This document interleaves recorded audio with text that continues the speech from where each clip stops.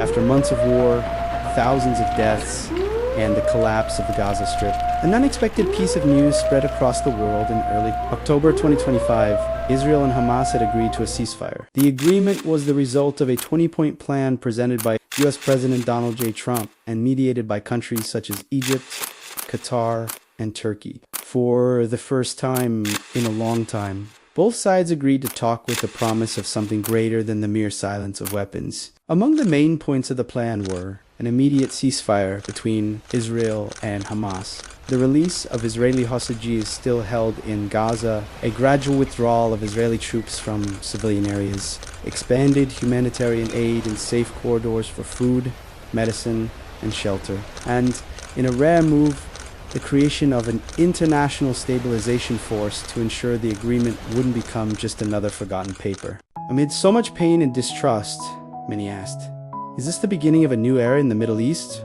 or just another temporary pause? The streets of Tel Aviv and Gaza were divided between hope and fear.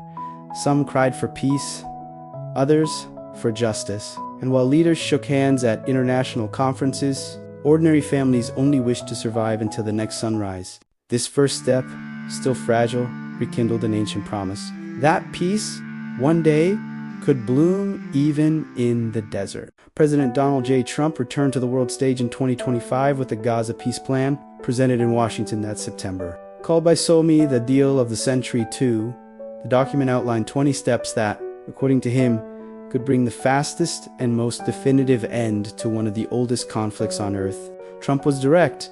Hamas has 3 to 4 days to accept. The choice is clear: peace or destruction.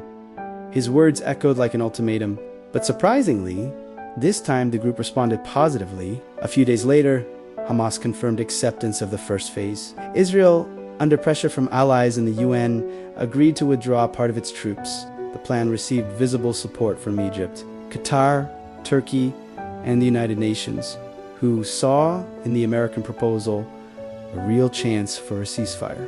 Trump, in a televised address, stated, "Today, the world witnesses something many believed impossible. Israel and Hamas have taken the first step toward true peace. I thank the mediators and ask God to bless the people of the Middle East." While some praised him as a visionary, others criticized the initiative as a political move amid the US election race. But regardless of the intentions, the result was undeniable. The temporary silence of bombs and the beginning of a new conversation. The world was watching.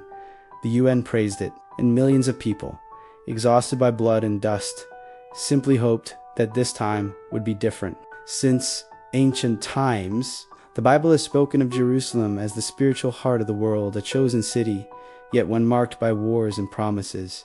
In Isaiah 2, for it is written, "He will judge between the nations and will settle disputes for many peoples. They will beat their swords into plowshares and their spears into pruning hooks." A vision of peace so deep that it almost feels unreachable. But the same Bible also warns of a time when an apparent peace will rise, a fragile truce that precedes great tribulation. In 1 Thessalonians 5-3 we read, "While people are saying, peace and safety, destruction will come on them suddenly."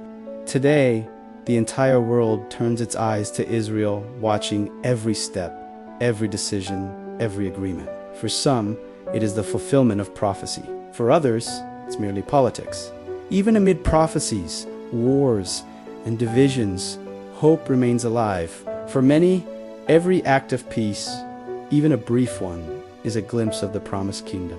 Pray for the peace of Jerusalem. May those who love you be secure. Psalm 1:2-6. An ancient prayer that now echoes stronger than ever in this new chapter of history. Perhaps true peace has not yet fully come, but every step, every attempt, is a reminder that humanity still seeks what God promised from the beginning. The reconciliation between heaven and earth.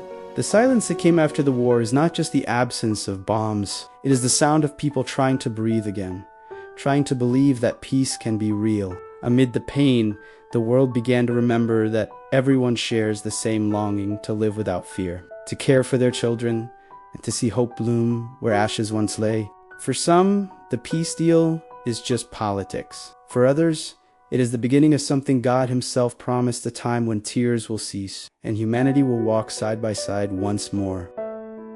It teaches us that, in the end, The true peace agreement will not be signed by men, but sealed by God when love finally conquers fear.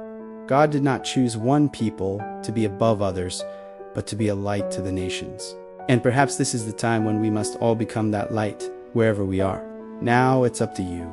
Pray for the peace of Jerusalem. Share this message. And remember, true change begins within each heart. Because as long as there is faith, there will always be hope. And where there is hope, peace can bloom